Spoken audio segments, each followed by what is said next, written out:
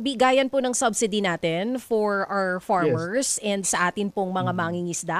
Nag-anunsyo po ang Department of Agriculture nito pong planong release ng 10 billion presidential assistance for farmers and fisherfolk para po sa mahigit 4 million na beneficiaries. Ang target nyo po, April 6 po ito ipamimigay. Tama po ba ito, Sec? Yes, yung start ng pamimigay will be April 6. It's 10 billion yan. Luckily, naipalagay nailagay natin yan in coordination with ang mga ating Pangulo, no? Sa 2026 GAA namin. 4.172 million beneficiaries yan, of which 2.1 million will be rice farmers below, yung 2 hectares below. 1.475 million corn farmers, to 102,000 sugar farmers, and 399,000 fisher folks, mostly with yung may motorized bangka or mga motor. Kamusta po yung Saros, sir? Aabot naman po ba ito bago ang April 6? Talagang maaabot na po ito sa mga farmers and fisher folks natin? Yung nag-usap ko kami ni Secretary Toledo 3 weeks ago pa or 2 weeks ago about this, and sinasabi niya marirelease niya yung SARO by April 1 or 2. So kaya kami malakas ang loob That's nice. ah, Oo.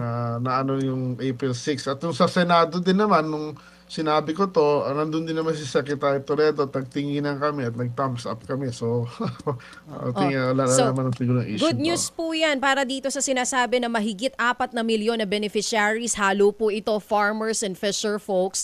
Tagma magkano po ang matatanggap nila at paano sila mapapasama dito po sa listahan ng mga makakatanggap ng ayuda? Kailangan ho RSBSA registered sila yung sa DA registry system yan ng farmers and fisher folks. Then kung wala pa sila noon, kailangan magpa-register sila as soon as possible para makahama pa sila.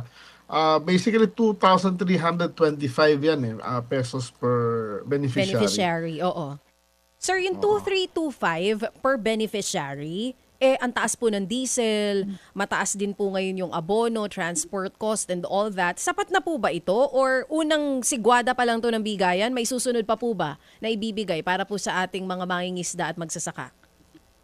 Well, sa corn farmers, no, medyo maayos ang presyo ng corn ngayon. So, maybe tama lang to konti. Of course, everybody wants more, no? Given naman yon. Sa rice naman, medyo mataas naman ang presyo ng farm gate price ng palay as of the moment. So, dapat kikita naman ng rice farmer. So, para top up to, yung fisher folks, ang tingin ko kulang to. Talaga. Kulang sa mga mangingisda. Tsaka sa sugar farmers maybe, na Oo. sinasabi ko. Oo. Oo. Pero meron pa naman tayong since nagdeklara ho si Presidente ng Energy Emergency, State of Energy Emergency, nag-request na kami ng QRF, no, for 1 billion na QRF for fuel subsidy for half maybe for fisher folks and half for farmers doon sa may mga makinarya.